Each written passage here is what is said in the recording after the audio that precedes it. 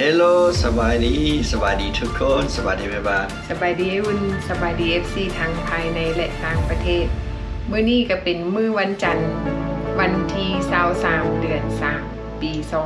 2026เป็นมื้อที่เจ้าหน้าที่ไอซ์ได้ลงปฏิบัติงานอยู่ที่สนามบินสากลเกือบว่าทั่วทุกรัฐในสหรัฐอเมริกาเนาะเนื่องจากว่าเจ้าหน้าที่ TSA แม่นบ่เพียงพอต่อการเฮ็ดเวียกเนาะจำนวนพนักงานบางส่วนก็ลาออกบางส่วนก็ใจแข็งยังอยู่เนาะถือว่ามีความอดทนสูงที่ว่ายังอยู่ปฏิบัติงานแล้วปัจจุบันเจ้าหน้าที่ไอซ์ได้ลงไปช่วยเหลือเจ้าหน้าที่ TSA เพื่อปฏิบัติงานเพราะว่าผู้โดยสารนี่ถือว่าล้นออกจากอาคารสนามบินเนาะยาวจนไปฮอดพาร์กิ้งหรือว่าไปฮอดบอนจอดรถเพราะฉะนั้นมื้อนี้เป็นมื้อแรกที่เจ้าหน้าที่ลงไปเขาเจ้าก็บ่ได้เฮ็ดหยังหลายเนาะแถวก็ยังยาวคือเก่าอยู่เพราะว่าเป็นมื้อแรกเนาะพูดรอถากกับ 3-4 ชั่วโมงก็ส่วนสิไปผ่าน TSA มองเช็คอินเนาะก็มื้อแรกนะต่อไปอาจจะไข้ขึ้นแม่นเพราะว่ามื้อนี้แม่นเขาเจ้าลงไปสำรวจว่าอยู่ที่สนามบินนั่นระบบของเขาเจ้าเป็นแบบใดเนาะเจ้าหน้าที่ไอซ์เขาลงไปตรวจสอบเบื้องก่อนแล้วเขาก็ได้ไปจัดแถวให้เป็นระเบียบเพื่อว่าให้ผู้โดยสารนั่นมันไวขึ้นบางไอซ์เอเจนต์ก็จะไปถามแต่เป็นบางคนเลยแรนดอมเช็คเนาะก็จะกลับมาถามเบิ่งก่อนเบิ่ง ID แต่ละคนเนาะอันนี้ก็สิมาเตือนแบบมีสติเนาะผู้ใดแบบที่มีคดีบ่แล้วบ่มีอันน่ะอย่างใบเดินทางเฮากับบุคคลที่จะไปเนาะเพราะว่ามันง่ายมันใกล้บัดนี้ไอซ์เอเจนต์มันใกล้มันมอเฮาตัวเฮาอันนี้ก็เจ้าแบบสงสัยผู้ใดก็จะไปกวดนะเนาะจากในเมื่อก่อนเจ้าหน้าที่ TSA เขาเจ้าบ่ได้เน้นใส่ว่าเฮาเคยมีคดีหยังมาก่อนนอกจากว่าคนที่เขาเคยมีคดีเนาะอันนี้จะเป็นเขากวดโดยเฉพาะแต่ว่าปัจจุบันนี้ในเมื่อเจ้าหน้าที่ไอซ์เข้าไปเขามีสิทธิ์ที่จะกวดเฮาว่าเฮานั่นมีหนังสือเดินทางถูกต้องตามกฎหมายแล้วอีกอย่างหนึ่งเฮาเคยมีคดีหยังมาก่อนบ่แล้วเฮาเป็นคนที่ลักลอบเข้าเมืองมาบ่เนาะทุกสิ่งทุกอย่างที่มันเคยเกิดขึ้นบัดนี้เจ้าหน้าที่ไอซ์นี่เขาเจ้าลงปฏิบัติงานอยู่สนามบินที่จริงแล้วเขาก็บ่ได้อยากไปดอกแต่ว่ามันก็เป็นคำสั่งจากหัวหน้าเขาเนื่องจากว่าพนักงาน TSA หรือว่าพนักงานที่เขาเจ้าปฏิบัติงานอยู่สนามบินนั่นบ่เพียงพอเนาะเจ้าหน้าที่ไอซ์เข้าไปหลังจากเจ้าหน้าที่ไอซ์เข้าไปแล้วการปฏิบัติงานการกวดสอบผู้โดยสารก็จะเข้มงวดขึ้นเนาะเข้มงวดอยู่บนใดเนื่องจากว่าช่วงนี้บ้านเมืองมันก็มีเหตุการณ์เนาะคือที่ผ่านมาก็มีเหตุการณ์คูวางระเบิดบอแล้วก็อยู่ในช่วงภาวะสงครามแดนเนาะมันอยู่ในช่วงที่บ่มีความสงบในเมื่อเจ้าหน้าที่ไอซ์เข้าไปเขาอาจจะไปตรวจสอบเป็นหูเป็นตาอันนี้สมมุติว่าผู้ใดเนาะที่โอเวอร์สเตย์สำหรับพี่น้องลาวเฮาไผมาแล้วนี่วีซ่าตนวีซ่าแล้วอยู่เกินช่วงนี้บ่ควรเดินทางยนต์ว่าซั่นซะเนาะบ่ควรเดินทางอากาศเพราะว่าเจ้าหน้าที่ไอ้นี่เขาอาจจะตรวจสอบเคร่งครัดขึ้นสำหรับโอเวอร์สเตย์เนาะเฮาก็ยินข่าวบางคนที่ก็เจ้าเฮ็ดเวียกอยู่ตามร้านอาหารก็ยังบ่มีจะเปิดaccountเปิดแบงก์อยู่ในอเมริกาเนาะเพิ่นก็จะก็เอาเงินไว้ติดตัวตลอดเลยโอ้อันนั้นอันตรายแม่นเนาะชาวจีแปลว่าเพิ่นบ่เชื่อใจไผนะเพราะฉะนั้นเพิ่นพกเงินไปนำตลอดคันสมมุติว่าเนาะสมมุติว่าคันย่านแล้วพกเงินไว้ตลอดแนะนำว่าให้ไปซื้อคำไว้อย่างน้อยเฮาก็ใส่อยู่ในคอเฮาแม่นบ่ล่ะบัดนี้คันสมมุติตำรวจเอเจนต์มาจับเฮาได้บัดนี้เฮาก็พุดใส่คอเฮาไว้ให้คนอยู่ในครอบครัวบัดนี้เฮาบ่เชื่อใจไผก็ยังมีปัญหาจังซี่นี่ล่ะแม่เฮาต้องเชื่อใจผู้ใดผู้หนึ่งมันต้องได้เสี่ยงเนาะต้องได้เสี่ยงคิดว่าคันสมมุติว่าเฮาเอาให้คนที่เฮาคิดว่าเฮาไว้ใจอย่างน้อยเฮาก็บอกจ้างเขาเจ้าไป เฮาบ่ฝากล่าเฮาบอกว่าค่อยขอจ้างเจ้าแดฝากเงินไว้นำเจ้านี่เฮาสิให้เขา100 200ให้500แล้วแต่จำนวนเงินเฮาคือสิว่าเฮามี 10,000 เฮาให้เขาซะ500ดีกว่าว่าคันสมมุติว่า ถือความซวยเจ้าหน้าที่ไอสิมาจับตัวเฮาเงินเขาก็เอาแม่นเขาบ่ได้เอาของเฮาไปดอกแม่นอยู่ว่าเขาสิเอาไว้ให้เฮาแต่ความจริงแล้วเวลาเขาสิเอามาส่งคืนเฮาหั่นเปอร์เซ็นต์มีน้อยแล้วเฮาก็บ่ฮู้ว่าเฮาสิไปทวงเอากับไผเพราะว่าเขาเจ้าจับตัวเฮาไปเนาะหลายคนก็เจ้าก็ต้องได้เปลี่ยนเครื่องออกจากแบบใช้แบบสุดแบบคนคุกแล้วสิ่งของเงินคำของมีค่าก็เจ้าสิเอาไว้บ้องนึงแม่นเฮาก็ฮู้ยินหลายคนเนี่ยว่าสิ่งของที่มีค่าเนี่ยหายสาบสูญแม่นเพราะว่ามันบ่มีรับประกันได้เพราะว่าเจ้าหน้าที่ไอซ์เวลาเขาเจ้าจับกลุ่มเฮาไว้ไปบอนที่ศูนย์คุมขังของไอซ์เนาะเขาจะปฏิบัติกับเฮาคือนักโทษแล้วเครื่องนุ่งของมีค่าประเภทเงินเขาจะเอาใส่ถุงแล้วก็เขียนชื่อเฮาใส่แต่ว่ามันอาจจะสูญเสียในระหว่างทางที่เขาย้ายตัวเฮาไปรัฐนั่นรัฐนี่เฮาบ่ฮู้เด้บางคนย้ายไป5รัฐเพื่อสิส่งเมืองฮอดประเทศลาวเนาะ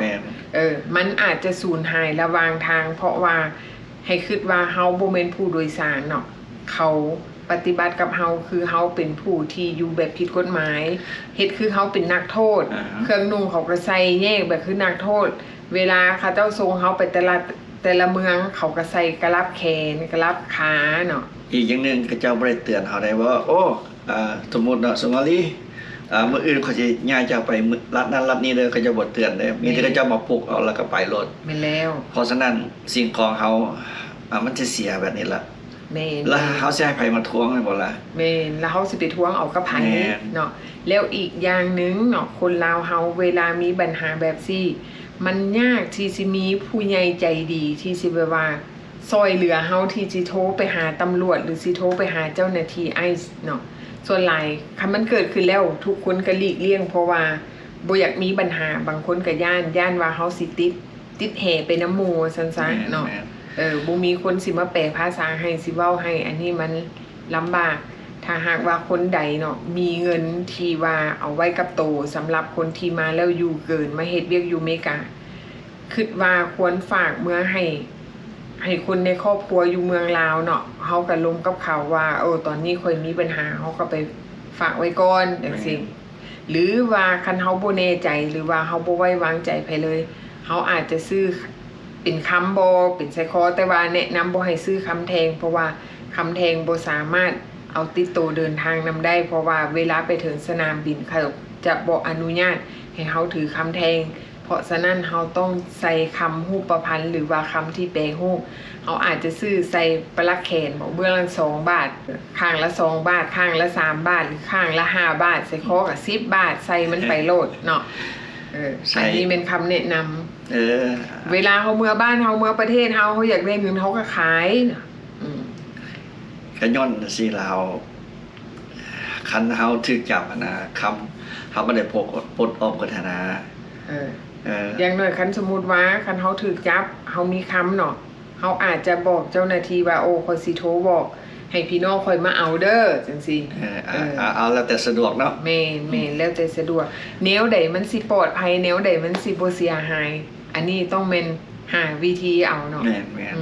อันนี้ครับมาแนะนำให้หลายออปชั่นเนาะหลายวิธีทางหรือสิฝากเจ้าของร้านอาหารคือสิว่าเฮาไปเฮ็ดการอยู่ร้านอาหารเนาะเฮาก็สิบ่เชื่อใจได้จักหน่อยได้บ่จังซี่บ่ยากติดต่อทางเฮาก็ได้บ่เล่น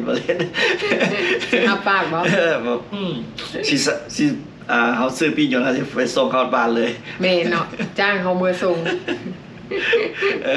คันว่าหาไผบ่ได้แท้ๆเนาะเอาแต่ละจะคิดเนาะแม่เว้าลิ้นแก้มแท้ได้นี่ไอ้บุญนี่เอาแท้ซื้อพี่ยนต์ให้เอาไปแท้ข่าวเอาเงินมาส่งให้บ่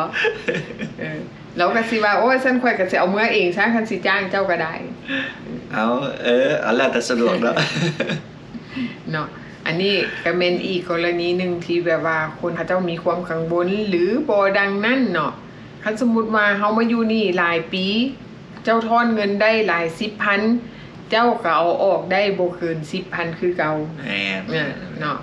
อย่างดีละฝากเมื่อบ้านเนาะ แม่นทยอยฝา ครั ก บมีพ่อมีแม่มีอ้ายมีน้อง แม่น ครับต้องมีผู้ใดผู้หนึ่งเขาเสียใจกันได้ แม่นแล้วเนาะหรือว่าคันสมมุติว่าเฮากะว่าเฮาสิเมื่ออีหลีเนาะเมื่อแท้ๆเฮาสิบ่อยู่แล้วอันนี้แนะนำว่าเฮาถือเมื่อก็ได้แต่ว่าบ่ให้เกิน $10,000 ต่อ1คน แม่น คันสมมุติว่าผัวเมียก็บ่ให้เกิน 10,000 ได้ บ่เป็นผู้ละ10,000 บ่แม่นคนละ 10,000 เนาะผัวเมียอยู่นํกันเป็นผัวเมียกัน เขาเจ้าไล่เป็นครัวเฮือนหนึงบ่ให้เกิน 10,000 สมมุติว่าเฮาเดินทางนํกัน5คนบ่แม่นคนละ 10,000 ได้5คนนั้น 10,000 ต้องมาหารให้5ก็สมมุติว่าเฮามีลูกเฮาก็ถือได้คนละ 2,000 นั่นเอง แม่นอันนี้ครับก็เขาบางคนเข้าใจผิดเนาะ แม่นเนาะแล้วอีกอย่างหนึงไอ้บุญฮู้บ่เฮาได้ยินข่าวมาว่าอาจจะมีเที่ยวบิน ก็ในเดือนนี้ แม่นอาจจะมีเที่ยวบินที่ส่งคนลาวกลับบ้านอีก ครั้งที่ ครั้งที่ 2ในเดือนนี้เลย 3โอ้ในเดือนนี้เป็นครั้งที่2 ในเดือน3เด้ออาจ ใน จะ เดื มี อน3 ไปไว้นี่แหละพี่น้อง มนี่เนาะถ้าหากว่ามีข่าวที่คอนเฟิร์มเฮาสิมาเล่าให้ทุกคนได้ฟังว่าเขาเจ้าจะส่งไปมื้อใดแม่นแท้บ่อันนี้ก็เป็นอีกข่าวหนึงที่เฮามาเล่าให้ทุกคนได้ฟัง แล้วอีกอย่างหนึงก็มี FC โทรเข้ามาว่าเป็นหยังข่อยเฮ็ดเซลล์ดีโพสคือท่าดนเท่เนาะ อันนี้แมนเฮาต้องได้รอท่าเจ้าหน้าที่กระทรวงการต่างประเทศอยู่ที่ประเทศลาวเนาะเพิ่นออกหนังสือเดินทางให้ แต่ว่าถ้าหากว่าผู้ใดฮ้อนใจก็ต้องบอกผู้ที่ประกันเอาเฮาอยู่ประเทศลาวเนาะให้เขาเจ้าไปทวงอยู่ที่กระทรวงการต่างประเทศกรมพัวพันต่างประเทศ ไปสอบถามนำเจ้าหน้าที่ว่าเฮามาทวงเอกสารเฮาเรื่องคนลาวอยู่อเมริกา ที่จะถูกส่งกลับเมืองยังประเทศลาวเนาะที่เขาเจ้าต้องการอาสาสมัครกลับบ้าน ต้องได้ไปพัวพันกับแผนกใดกรมใดอันนี้แม่นเฮาต้องได้ไปถามว่าเจ้าหน้าที่อยู่ที่กระทรวงการต่างประเทศเพิ่นอาจจะมีคำแนะนำเนาะหรือว่าให้ความช่วยเหลืออันนี้ต้องแม่นให้ผู้ที่จะประกันนั่นไปสอบถามนำเจ้าหน้าที่เพราะว่าถ้าหากว่ามันใช้เวลาดนเกินขอบเขตเนาะระหว่าง3 เดือน 6 เดือนแล้วยังบ่ได้ยินข่าวอันนี้แม่นเพิ่นบอกว่าอยู่ในหนังสือเนาะในหนังสือรับประกันนั่นหนังสือฟอร์มที่เขาเขียนไปเพิ่นบอกว่าต้องได้ไปติดต่อพัวพันด้วยตนเองอันนี้แม่นฝากไว้ว่าผู้ที่รับประกันนั่นจะต้องได้ไปพัวพันนำเจ้าหน้าที่อยู่ที่กระทรวงการต่างประเทศนั่นเองเนาะแล้วมีอีกอย่างหนึงสำหรับคนที่เข้ามาใหม่เนาะ FC ที่เข้ามาเบิ่งใหม่มีคำถามว่าถ้าหากว่าพี่น้องเฮาถูกส่งเมือยังประเทศลาวต้องไปประกันตัวแบบใดเพิ่นก็จะมีฟอร์มให้เนาะฟอร์มขอรับประกันตัวเอาพี่น้องมาจากสหรัฐอเมริกา1ฟอร์ม2มาต้องมีใบมอบสิทธิ์มี2ใบนี้เนาะแล้วก็ไปเล่นเอกสารในตามฟอร์มเพิ่นเขียนใบบอกว่ารายละเอียดเป็นแนวใดแล้วก็มีอีกใบหนึ่งก็คือใบเสนอเพื่อไปเยี่ยมยามพี่น้องอยู่ที่ศูนย์กักตัวชั่วคราวนั่นเองอันนี้ถ้าหากว่าใครอยากไปยามพี่ยามน้องอยู่ในหันจะต้องได้เขียนฟอร์ม1ใบต่อ1คนนั่นเองเนาะอันนี้ก็ประกอบฟอร์มเข้าไปถ้าหากว่าใครต้องการฟอร์มหรือว่าบ่ฮู้จะไปเอาบอนใดอันนี้ก็แม่นอินบ็อกเข้ามาหา บุญนีวงพระจันทร์ บุญนีวงพระจันทร์เนาะ Facebook แล้วว่าแม่สิหาเขา แมนเฮาจะส่งฟอร์มให้เนาะ แม่น อันนี้ก็ถือว่าเฮาก็ได้ซอยพี่น้องลาวเฮาเล็กๆน้อยๆเนาะเพราะว่าเฮาซอยเท่าที่เฮาซอยได้เนาะเฮาอธิบายให้ทุกคนได้เรียนรู้ไปนํกันก็เท่าที่เฮาฮู้ แม่น เนาะอันใดที่เฮาบ่ฮู้เฮาก็จะพยายามไปซอกคำตอบมาให้เนาะโอเคพี่น้องอันนี้ก็เป็นอีกข่าวหนึงที่เฮามาเราให้ทุกคนได้ฟังว่าทุกมื้อนี้มันเกิดหยังขึ้นแต่ว่าสำหรับคนใดที่จะเดินทางในอีก2อาทิตย์เนาะอีก2อาทิตย์ข้างหน้าที่พี่น้องลาวเฮาจะกลับเมืองยังประเทศลาวเพื่อไปเฉลิมฉลองบุญปีใหม่ลาวเมื่อหาพี่หาน้องกับเมื่อหาครอบครัวต้องเพื่อเวลาในการเดินทางได้เนาะอย่างน้อย4-5 ชั่วโมงเพื่ออย่างเพื่อว่าเฮาจะได้ไปต่อแถวยาวผ่าน TSA แม่น เนาะอันนี้เพื่อเฮาบ่ตกยนต์ถ้าหากว่าเฮาตกยนต์เฮาก็ได้ซื้อปียนต์ใหม่ สียทั้งเงินเสียทั้งเวลาเสียทั้งความรู้สึกแล้วก็งุดหงิดอยากให้แล้วก็บ่อยากไปอีก โอเคเนาะเตรียมอกเตรียมใจ นี่